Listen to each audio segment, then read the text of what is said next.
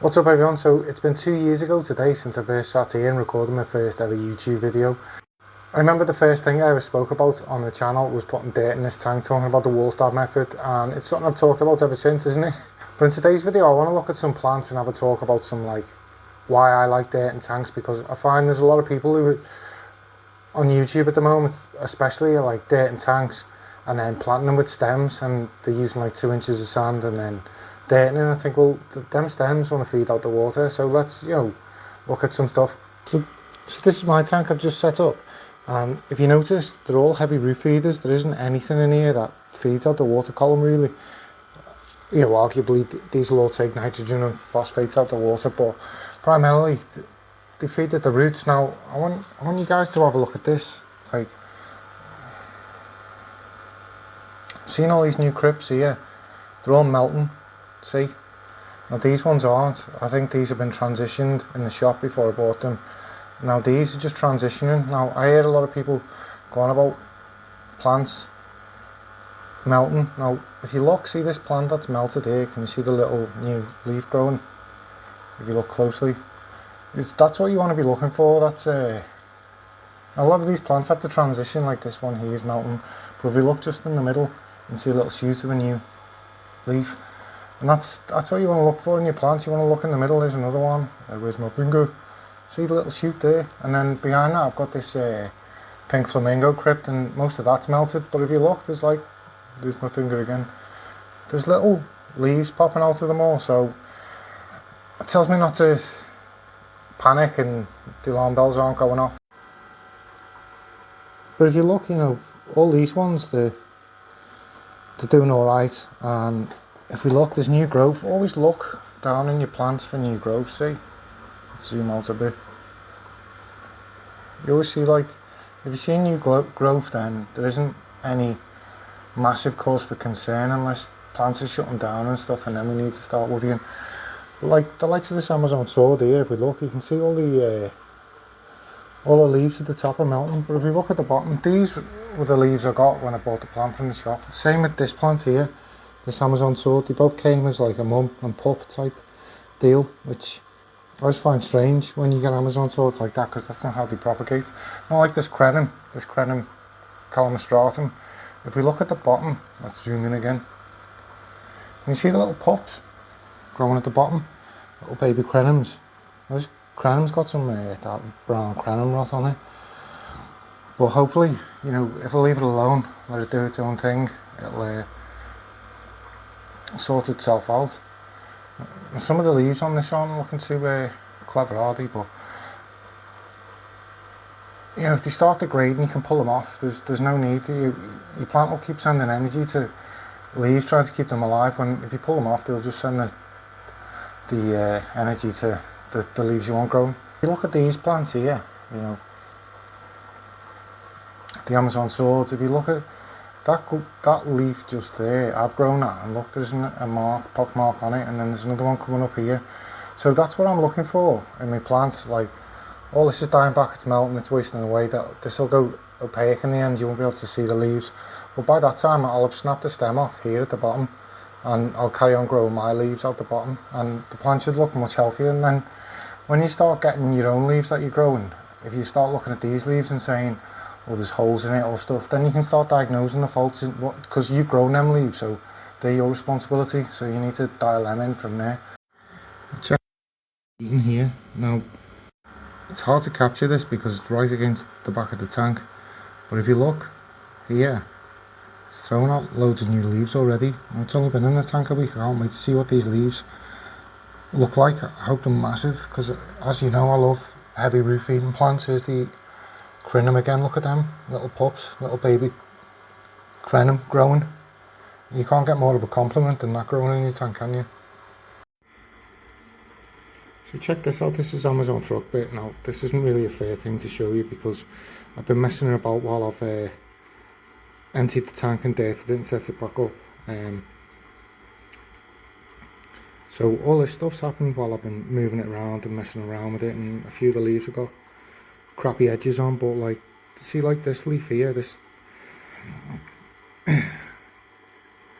I use as like a gauge Now there's absolutely nothing wrong with this leaf, so it's telling me that the water parameters are fine, but like I get a lot of these little, let's move my hand out the way, I get a lot of these little brown dots on a lot of my leaves, which tells me I need to look into it. It's telling me, now your fast growing plants like your floating plants, stem plants, will show you signs of deficiency that you can deal with before any other plants.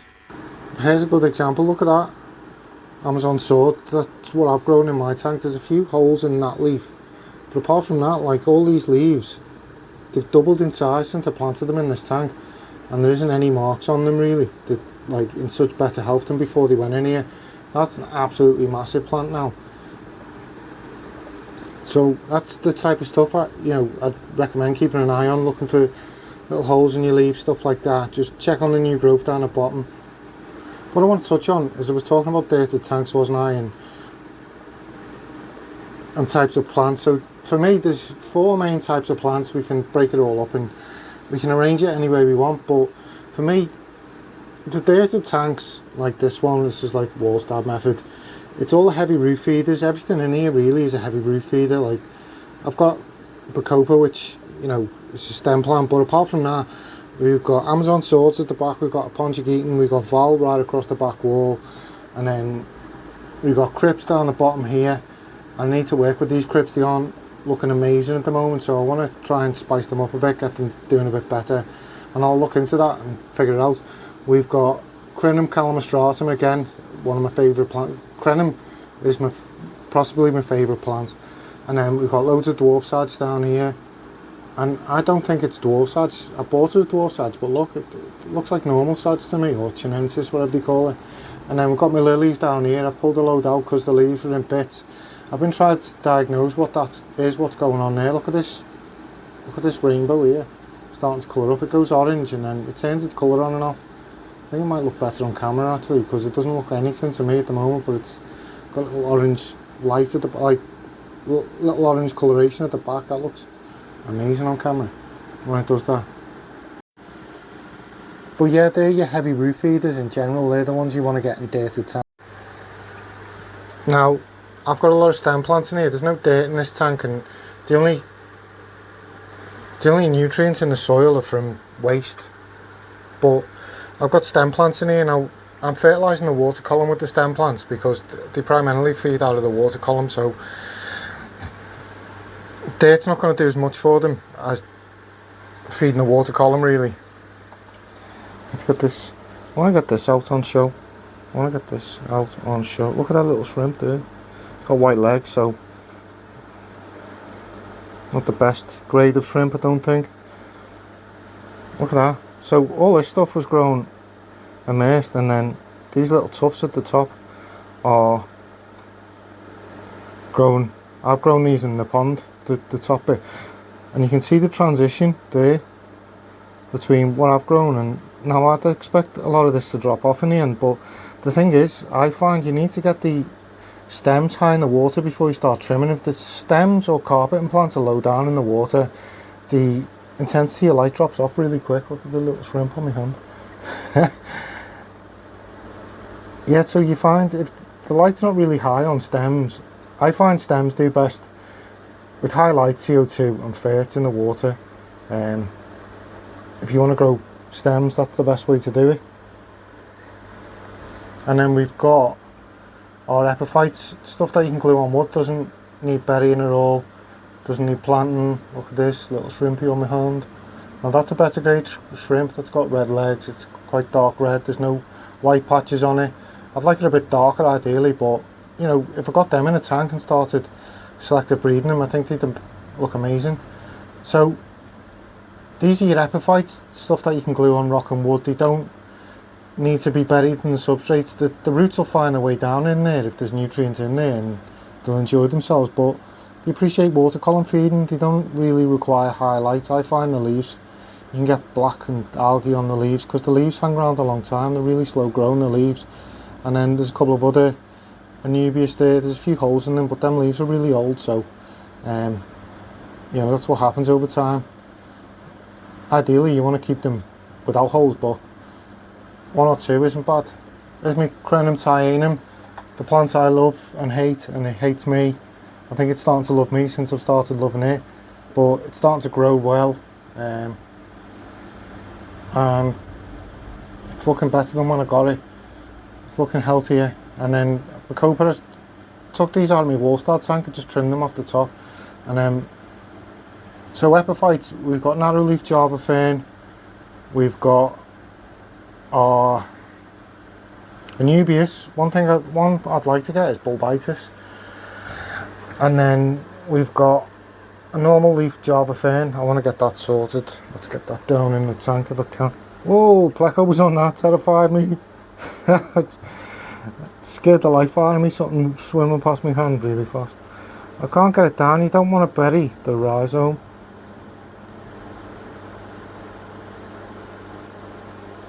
See the rhizome, that stem there? Can you see that modified stem with all the roots? That's a rhizome. All the leaves will come out of there, and eventually, like this, branches will come out, and you'll get a whole, like, you'll be able to chop that rhizome off and you'll have 2 plants. But you can glue them on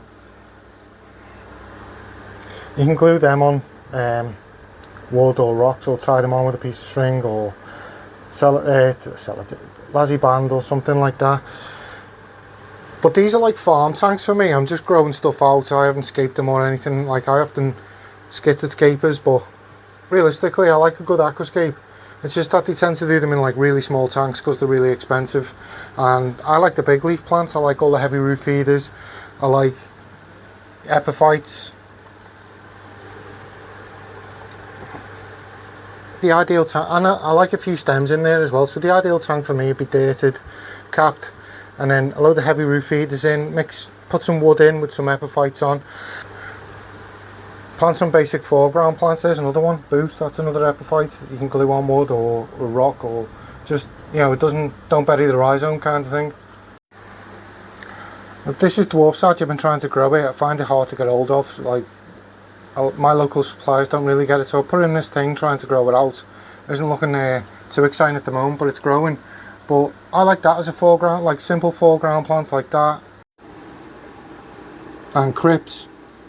Like, I love getting like a carpet type thing, a crypts going, like low light type foreground plants I enjoy the most. And plus they're all heavy root feeders, so they'll do well on a dated tank. Like the likes of the ambulia, the limnophilia. I call it cessifolia, but it's cessiflora.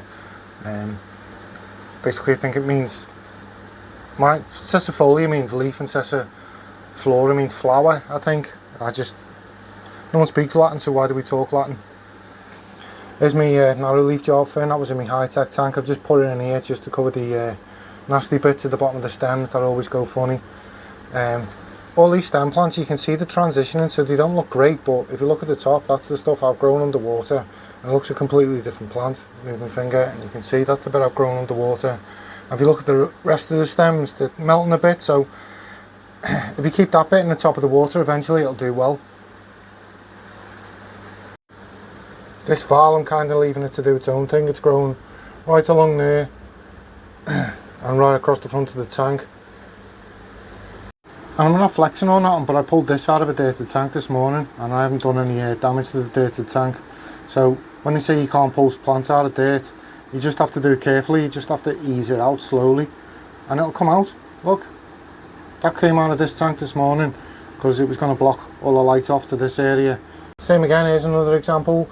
The Rotala Walichi, like the top half's the bit I've grown. Look at the bottom, see where it's, move my finger, see where it's melting at the bottom, but the top, now ideally you want to get that as high up. There's like, for me there's like a golden area here where the light's the highest, and even in like a low CO2 tank it seems like there's a lot of CO2 up here being diffused into the water column, and that's why I leave plants floating if they're not doing well. Like stem plants, I'll leave them floating at the top, and then once they grow out a decent thing I'll plant them. But I wish I'd put sand in this. Like this is all sanded, so like there's no heavy root feeders in here for me. I give the plants what they want. If they want to feed at the roots, I'll give them stuff to feed off. I'll give them dirt. But I wish I'd filled this a bit higher with sand so I could plant stems in it, because I do like a 50% weekly water change in here and then dose with the liquid ferts. I'm debating doing liquid carbon seed. No, I do. liquid carbon, I know for a fact the yellow deodenza will just melt, the val will melt back, and then apparently it melts back once and then grows resistant to it, but the yellow deodenza will just melt, it'll just be a thing of the past. Which is what happened here too, but I wouldn't miss it anymore, the yellow deodenza in this tank, because it's kind of mature now, it's established and it's doing its own thing, so it wouldn't be the end of the world. But if I do with this tank, I'd like to do, and then like put 4 big heavy root feeding plants at the back, say like Amazon swords or a Pontiacetum, say like a crinum there, or like I just pick 4 spots and I put 4 big heavy root feeding plants like the Amazon sword, Pontiacetums, crenums. Some of the crenums you can move a bit forward because like that one's only got thin leaves, so you can have a big heavy root feeder behind it. And then what I do is like fill the gaps in with like stems, and then put a nice piece of wood in, cover it in big leaf epiphytes like that Barterai. The coffee folio is over there, and I just think it look amazing. In the front I just have some crypts, mix it up mid-ground with bigger crypts, in the foreground with smaller crypts like Wendetii, I can never say it, and then like some dwarf sage. And I'd love to just do that and let that tank mature, and then I can pop my rainbows in and start doing rainbow projects.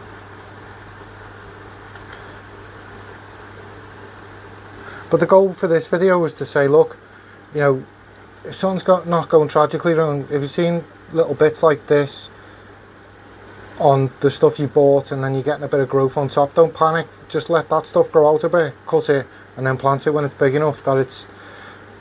But try to make sure you grow enough so it's still up in the light, because like I say, there's like a golden area I find here where your stem plants will struggle all the way up. They get to the top, they'll explode, they'll go bright red, and they'll live the best life at the top. This Ambulia soaked and soaked and soaked, grew up slowly, got to the top, exploded, come right across the top, filled the whole top of this. One last thing before we go, never talk about val. This is my val, look at all that. This side, ooh, naughty little boy, you're coming out straight away. Pest snail, no chance. And then there's tons of them in here. I'm getting them all out the tank. There's no way they're staying in my tank. Look at them. Look at the val. It's such an amazing plant. Look at that. Imagine if I had a 4-foot deep tank. It still wouldn't touch. It'd still be out the water. And then my Pontiacetum, look at that. Loving the dirted life. This didn't have one leaf on it when I planted it. Now look at it. It's absolutely killing it. That Amazon is out the water as well. It was nowhere near that big, was it, when I planted it? Go back and check the video. Look at that. Now these are blocking out the light, but look at them. I can't help but love that, even though they're blocking out the light, and really they should be removed. I can't bring myself to do it. Oh, there's a naughty dead one. See this one? It's all melted and gangly and it's not doing too well. So what I'm doing is I'm looking for the shoot, and then I'm going to follow the shoot down by hand, and I'm going to prune it off at the bottom. Give us a second and I'll show you. So I've pruned it off there. Now there's no point keeping all of that in the tank, is there? You may as well let it send nutrients to one of the better leaves.